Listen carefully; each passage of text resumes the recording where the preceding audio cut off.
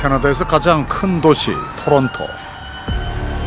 그곳에서 전 세계를 놀라게 한 충격적인 사건이 발생한 건 9년 전인 2015년이었습니다. The RCMP has broken up a major international human trafficking and prostitution ring. The alleged ringleaders were arrested in Toronto this morning. The victims are from China and Korea, some of them minors. 캐나다 전역을 경악시킨 뉴스, 국제 성매매 범죄 조직의 대대적인 검거 소식이었습니다. 한국과 중국 등 주로 아시아 여성들을 학생이나 관광객으로 위장시켜 허위 비자를 발급받게 한 뒤 성매매를 강요했다는 범죄 조직. 캐나다에 입국한 여성들이 곧바로 토론토, 오타와, 밴쿠버 등의 콘도나 아파트에 감금당한 채 강제로 성을 착취당했다는 겁니다. 무려 500여 명의 성매매 피해 여성이 존재한다는 충격적인 뉴스는 국내에도 전해졌습니다. 캐나다 연방경찰에서 1년 넘게 대대적인 수사를 벌인 끝에 캐나다 전역에서 검거한 범죄 조직원은 총 8명. 인신매매 및 성매매, 조직범죄 등의 혐의로 체포된 이들은 조선족을 포함한 중국인 6명, 한국인 전 씨와 박 씨 2명이었습니다. 특히 성매매 범죄 조직의 보스로 알려진 이의 정체는 더욱 놀라웠습니다. 노던 와이츠 college 행정부도 담당하고 사실상 실장님이라고도 하고 목사님이라고도 하고 여러 가지로 불렸어요. 500여 명의 여성을 감금하고 성매매를 강요한 조직의 보스가 목사이자 사립학교 행정실장인 전대근 씨라는 겁니다. RCMP에서 작전명 프로젝트 컨피던스를 통해 밝혀낸 조직 보스 전 씨의 실체. 그가 여성들의 비자 문제를 처리해주고 성매매를 위한 콘도와 아파트를 제공했으며 이를 통해 2014년 한 해만 캐나다 각지에서 약 20만 달러, 우리 돈으로 2억 원이 넘는 범죄 수익금을 편취했다는 겁니다. 결국 전 씨는 성매매와 성매매 알선, 그로 발생한 범죄 수익 편취 공모, 그리고 집단 범죄 혐의까지 총 5개의 혐의를 받고 검찰에 송치됐습니다. 체포 후 전 씨는 곧바로 케벡주 몬트리올에 있는 한 구치소에 수감됐고, 교민 사회는 물론 캐나다 전역을 뒤흔들었던 성범죄 사건은 전 씨 일당의 체포로 일단락되는 듯 보였습니다. 그런데 지난 4월 18일 사건 발생 9년 만에 전대근 씨의 인터뷰가 토론토 주요 일간지에 보도됐습니다. 언론 인터뷰를 통해 자신은 결백하며 RCMP가 엉뚱한 사람을 체포해갔다고 주장한 전 씨. 그는 성매매 알선 등 자신에게 제기된 혐의는 기소유예로 종결됐으며 오랜 기간 구금돼 있는 동안 제대로 된 재판조차 받지 못했다며 억울함을 호소했습니다. 전 씨는 정말 억울한 사법 피의자인 걸까? 진실을 알고 싶던 그때 제작진에게 제보가 들어왔습니다. 전 씨가 행정실장으로 근무한 사립학교를 운영했다는 김병화 원장과 그의 아들 케빈. 뉴스가 상당히 설득력이 있었어요. 아, 저런 게 가능하겠다. 다음 날서부터 좀 이상했던 거죠. 왜냐하면은 왜 팔로우업이 없어? 거기서 분명히 썼던 표현이 500 victims, 피해자잖아요. 사람 이름도 없어, 나이도 없어, 아무것도 없는 거야. 피해자가 없는 사건의 가해자. 근데 가해자가 없는 조직의 리더. 이게 어떻게 이럴 수가 있냐. 김병화 원장 측에 따르면 전 씨는 체포된 후 단 한 차례 경찰 조사를 받았고 32개월 동안 몬트리올 구치소에 수감이 됐다가 석방됐다고 합니다. 석방된 후에도 유무죄를 가릴 제대로 된 재판도 받지 못했다는 전 씨. 원래가 받아야 되는 재판 날짜가 있었잖아. 그게 2018년도 3월 며칠. 3월 하여튼 추웠어. 재판 당연히 저희는 이제 몇 호실이라는 걸 옛날에 받아놓은 게 있으니까 기록에 갔잖아요. 아무리 찾아봐도 알파벳에 C가 없는 천이 없는 거예요. 그래서 기록부로 갔어요. 거기도 아무것도 없는 거야. 지금 뭐냐? 법무부에서 사건을 없애버린 거야. 재판이 사라졌어. 재판이 사라졌어요. 500여 명의 성착취 피해자도 재판도 사라져버렸다는 전 씨 측의 주장은 사실일까? 만약 그렇다면 32개월간 전 씨가 수감됐던 건 무슨 이유였을까? 국제 성매매 조직 사건의 진실은 9년 만에 수면 위로 드러나고 있습니다. 지난 2017년 11월 2년 8개월의 수감 생활을 마치고 세상 밖으로 나온 전대근 씨. 그를 만나기 위해 캐나다 토론토의 노스요크로 향했습니다. 이 약을 지금도 못 먹으면은 머리도 아프고. 석방된 이후 매일 우울증 약을 복용해야만 잠을 잘 수 있다는 전 씨. 4년 전 우울증 등 정신질환으로 장애 판정까지 받았다고 합니다. 그는 어떤 사람이며 그동안 무슨 일을 겪어온 걸까? 처음에 캐나다에는 언제 어떻게 오게 되셨어요? 캐나다 여기 교포하고 결혼해서 왔습니다. 6개월 살다가 헤어졌죠. 짧은 결혼 생활을 마친 뒤 미국 듀크대 대학원에서 신학 공부를 하고 캐나다로 건너와 목사 안수를 받은 전 씨. 곧바로 목회 활동을 시작했지만은 이국 땅에서의 생활은 쉽지 않았다고 합니다. 생활이 안 되니까 유학은 괜찮다 그래가지고 명함 같은 거를 이제 도서관에 학생들한테 나눠주었죠. 현실적인 문제로 유학 컨설팅 일을 시작하며 직접 학생들을 모집했다는 전 씨. 교회에서 만난 인연으로 김병화 씨와 함께 2001년경 노스요크 중심가에 있는 빌딩 안에서 어학원 일을 시작했다는 전 씨. 처음에는 3층에서 학교를 시작했다가 나중에는 이제 학교가 좀 크니까 3층하고 8층을 다 쓰게 됐죠. 이 빌딩에서. 2010년엔 성인들을 위한 직업학교까지 만들며 그 규모를 점점 키워갔습니다. 수시 프로그램이랑 아큐팡추 침 놓는 거 이거를 했기 때문에 학생들이 꽤 많았어요. 왜냐하면 우리한테 공부를 마치고 나면 자격증을 해서 취직을 할 수가 있잖아요. 그러면은 워킹 비자를 받아서 2년을 일하면 영주권을 신청할 수가 있어요. 다양한 수업이 있어 한국과 일본, 중국 등 100명이 넘는 학생들이 등록했고 행정실장인 전 씨는 여러 업무를 맡게 됐다고 합니다. 우리 학교를 옮기면은 입학 허가서 내주고 서류 뭐 준비해야 되는지 그런 이야기도 해주고 내 입장에서는 학생들 그걸 다 비자 문제 같은 걸 해결해 줘야 되는 그런 부분이 있죠. 입학 허가서를 발급해 학생 비자가 나올 수 있도록 돕고 기숙사처럼 학교 명의로 임차한 콘도에 학생들을 머물게 해줬다는 전대근 씨. 전 씨 측은 연방 경찰이 그를 범죄 조직의 리더로 의심한 화근이 바로 이런 업무 때문이라고 말합니다. 킹핀이라는 부분을 더 어떻게 보면 극대화시켰던 요소 중에 하나가 학교였어요. 그러니까 학교를 둔갑시켜서 그 안에서 이런 범행을 저질렀다. 입학 허가를 만들 수 있어. 받은 돈도 둔갑시켜서 마치 학원 비용이 이런 비용인 것처럼 또 둔갑할 수도 있어. 세금도 피해갈 수 있어. 너무나도 이 범죄를 저지르기 참 좋은 환경에 있었다. 1년 넘게 수사를 했다는 캐나다 연방경찰은 정확한 증거 없이 정황만으로 그를 체포한 걸까?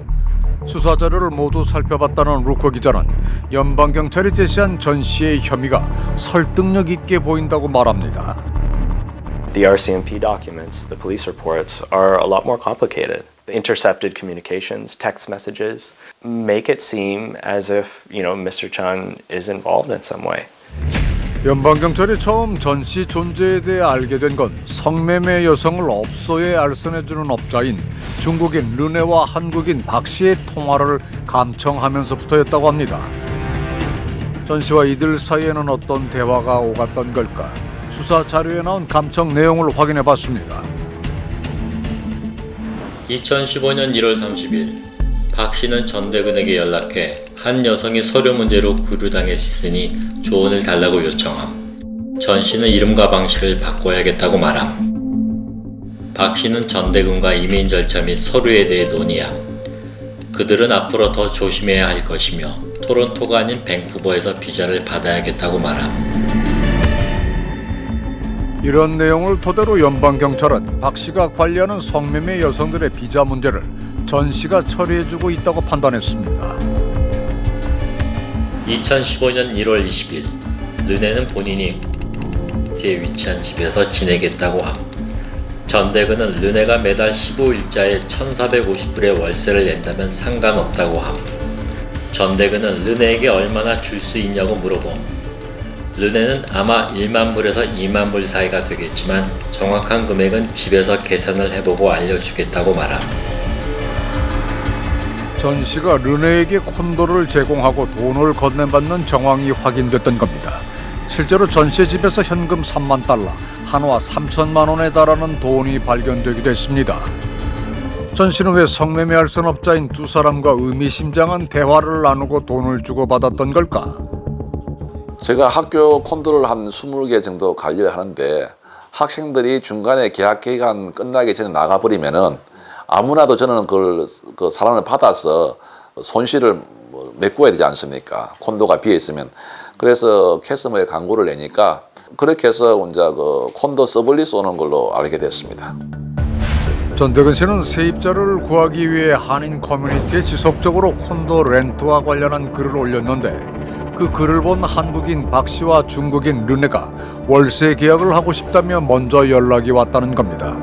콘도 월세 계약을 위해 두 사람을 직접 만나게 됐다는 전 씨. 그 워킹 비자 있어가지고 그 요리사 일하고 있다고 그러면서 뭐 콘도 필요하다고 그렇게 이야기를 했어요. 씨하고 그 계약 한 1년 반 정도 한 것 같고 르네하고는 한 1년 정도 된 것 같습니다. 돈 일시불로 몇 달 잠깐을 주겠다 그러니까 나야 뭐 감사하다고 뭐 그렇게 해서 받은 것 같습니다. 처음 임대 계약을 할 당시에는 두 사람이 성매매 알선업자인 줄도 몰랐고 집에서 발견된 현금도 일시불로 받았던 월세를 보관한 것뿐이라고 설명했습니다. 하지만 아직 풀리지 않는 의문이 있습니다. 이제 어쨌든 여러 명에 대해서 비자 문의를 한국 여자들에 대해서만 했을 때 이런 성매매 약간 그런 거에 대한 생각은 안 드셨어요? 뭐 내가 데리고 있는 사람들, 일하는 사람들 이런 게 좀 도움이 된다, 뭐 문제가 있다, 들어오는 거 좀 도와달라. 뭐 그렇게 얘기하니까 내 입장에서는 콘도 돈도 잘 내고 하니까 상담하는 차원에서 이야기를 해준 거죠. 그렇게. 그때 대화 내용이 나왔던 여성들 중에 학교에 실제 어드미션을 받아서 비자를 받으신 분도 계세요? 그건 잘 모르겠는데 우리 학교는 없습니다. 경찰이 다 뒤졌는데 또 없었고 내 기억도 없고. 캐나다 연방경찰 또한 전 씨가 행정실장으로 있던 로던 라이츠 학교를 다니던 학생들 중 성매매와 연관성이 확인된 사람은 발견하지 못했습니다. 성매매 알선업자인 한국인 박 씨와 중국인 르네의 통화를 감청하던 연방경찰이 전 씨를 성범죄 조직의 수장으로 판단한 이유는 또 있었습니다. 실장님이니까 전부 보스적으로 다 번역을 했더라고. 내가 내 이름을 전 실장 하면은 보스 전, 슈퍼바이저 전 이런 식으로 다 번역을 했더라고요. 문맥상 어떤 이런 거에 대해서 뭐 무조건 그 약간 매춘으로 갖다 붙이려고 그런 게 너무 많았어요. 연방경찰은 그가 리더라는 점을 어떻게 확신했던 걸까? 그런데 전 씨는 그들이 자신을 체포한 첫날부터 이상한 점을 알고 있을 거라고 주장을 합니다. 저 신문 하는 중에 경찰이 자 너만 그런 게 아니고 우리 학교도 갔다 기다려보라. 이제 그러고 나서 이제 사진 2장을 가져왔어요. 근데 얼굴이 하얗게 질려왔더라고. 가져온 거는 학교 간판 사진 찍힌 거 하나 하고 학생 비자 하나밖에 가져온 게 없었던 거예요. 증거가 없었다는 거예요, 그 당시에. 연방경찰이 학교와 전 씨의 집에서 별다른 증거를 발견하지 못했다는 겁니다. 그렇다면 더욱 알고 싶어집니다. 그는 왜 32개월간 차가운 감옥에 갇혀 있어야 했던 걸까? 그리고 그의 혐의를 밝혀줄 재판은 왜 사라진 걸까? His arrest was a result of something called Project Confidence. There was a political and there was a societal goal overall. The federal government is launching an action plan to combat human trafficking. This will involve a special law enforcement team which will try to target, locate, and prosecute traffickers. 그 이후 연방경찰에서는 인신매매 특별 전담반을 꾸렸고 2014년 초 가장 중요한 케이스를 선정해 1년 넘게 수사를 벌였는데 그것이 바로 프로젝트 컨피던스였던 겁니다. 실제로 전 씨를 제외한 7명의 피의자들은 보석으로 2달여 만에 석방됐고 전 씨에 대해서는 어떤 추가 증거도 찾지 못해 재판을 연기시키는 상황이었지만 연방경찰은 자체 보고서에서 작전을 성공적이었다고 평가했습니다. 그 기간 동안 전대근 씨는 몬트리올 구치소에서 기약 없이 갇혀 있어야 했습니다. 말도 통하지 않는 몬트리올 감옥에서 살인, 강도 등을 저지른 중범죄자들과 함께 지내며 하루하루 두려움을 느꼈다는 전 씨. 재판이라도 열려야 자신의 결백을 증명할 텐데 이유 없이 지연되는 재판에 점점 삶의 희망을 잃어갔다는 전대근 씨. 그러던 중 수감 21개월째 담당 검사가 뜻밖의 제안을 해왔다고 합니다. 그 크리스마스 되기 며칠 전에 이제 변호사가 와가지고 아주 신나가면서 의기양양하면서 아주 좋은 소식이 있다. 너 잘하면은 연말을 가족한테 보낼 수 있다. 너 학교에 가서 보니까 가짜 서류 보관 같은 게 발견되는데 그거 하나만 인정해라. 그럼 당장 내일 이제 나간다. 검사하고 다 어린이 돼 있다 그러는 거예요. 검사는 로던라이츠 학교 교사가 교육부에 제출한 서류 중 허위 문서가 발견이 됐는데 여기에 본인이 관여했다는 걸 인정하면 곧바로 석방시켜주겠다는 제안을 해온 겁니다. 자신은 처음 듣는 사실이었지만 석방될 수 있다는 말에 많이 흔들렸다는 전 씨. 그냥 가족들하고 이걸 벗어나고 싶으니까 사인하고 나가고 싶었죠. 변호사 말은 비행기 값도 주고 돈도 주고 학원도 다시 시작할 수 있다 이렇게 이야기하는데 많은 고민 끝에 자신도 모르는 죄를 인정할 수 없어 거절했다고 합니다. 검사가 제시한 유죄 인정 협상 제안을 2번이나 거절하고 또다시 수감 생활을 이어가던 전대근 씨. 2017년 3월 검사는 프로젝트 컨피던스로 검거된 일당에게 적용된 범죄 조직 혐의를 철회하겠다고 법원에 요청했습니다. 뭐 인신매매는 이제 잡혀간 지 한 달 후에 기소가 차지가 떨어졌고, 그다음에 2017년 3월 1일 날 제일 센 거 갱스터리즘 조직 폭력 이것도 차지가 떨어졌으면은 바로 3월 1일 내 보내야 되는데도 안 내보낸 거예요, 그 애들이. 잘못된 게 많죠 지금. 모든 혐의가 철회되던 날로부터 9개월이 지나서야 전 씨는 구치소를 나올 수 있었습니다. 자그마치 32개월, 967일의 수감 생활을 마치고 전대근 씨는 다시 세상으로 돌아왔습니다. 32개월 만에 딱 나온 거잖아요. 예. 그때는 좀 어떤 느낌이셨어요?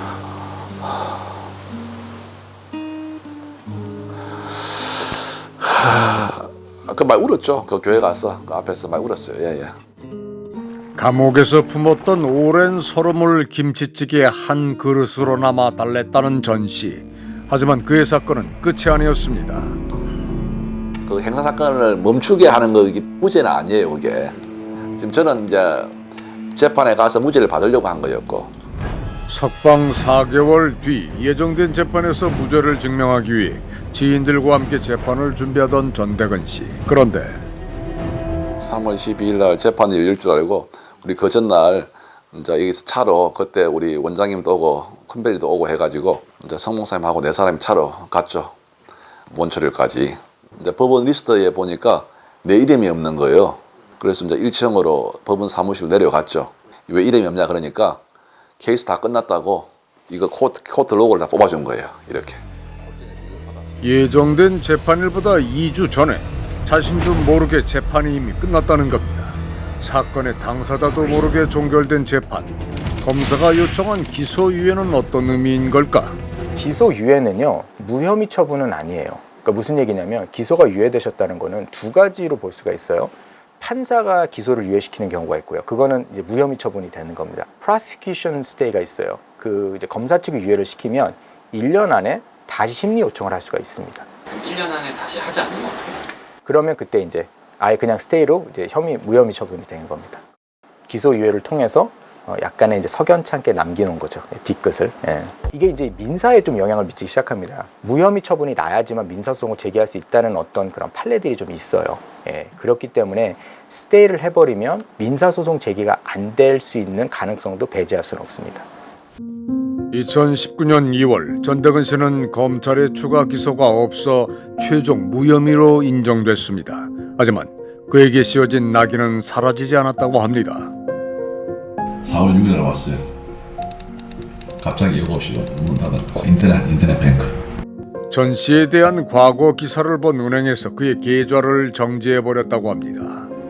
돌이켜보면 과거에 자신이 욕심을 부렸던 일들이 후회스럽기만 하다는 전 씨. 학교가 항상 뻗어나가는 건데 어떤 그 자긍심도 많이 느끼고 성취감도 느꼈는데 한순간에 이게 다 내려앉고 이제 모든 걸 다 잃게 되니까 정말 자책감을 느끼고 다시 어떻게 내가 다시 일어날 수 있을까 하는 안타까움 많이 들죠. 순간순간. 그날 이후 평범한 학교의 행정실장이자 목사였던 전대근 씨는 국제 성범죄 조직의 수장이 되어버렸습니다. 기소유예로 혐의는 사라졌지만 진실은 힘이 없습니다. 그들에겐 실수였지만 누군가에게 평생을 건 투쟁이 된 사건. 이젠 해결해야 할 때입니다.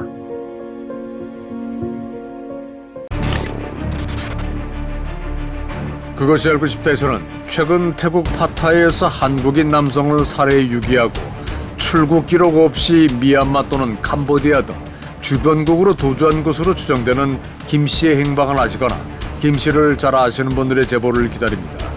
김 씨는 전남 광주 또는 영암 출신으로 지난 2020년부터 태국에 8차례 출입국한 기록이 있고 불법 도박 사이트를 운영한 것으로 추정됩니다. 그것이 알고 싶다에서는 지난 4월 4일 강릉시 노암동의 한 주택에서 황모근이 눈에 멍이 든 상태로 숨진 채 발견된 사건에 대해 아시거나 다둥이 가정으로 알려진 아이의 가족들에 대해 알고 계신 분들의 제보를 기다립니다. 지난 15일 인천 남동구 구월동에 위치한 한 교회에서 여고생이 온몸에 멍이 든 채 사망한 사건에 대해 잘 아시거나 해당 사건이 발생한 교회에 대해 잘 아시는 분들의 제보를 기다립니다. 피의자로부터 증거인멸 교사를 받은 경험이 있으신 분 혹은 피의자의 증거인멸로 범죄 입증에 어려움을 느끼고 계신 피해자분들의 제보를 기다립니다.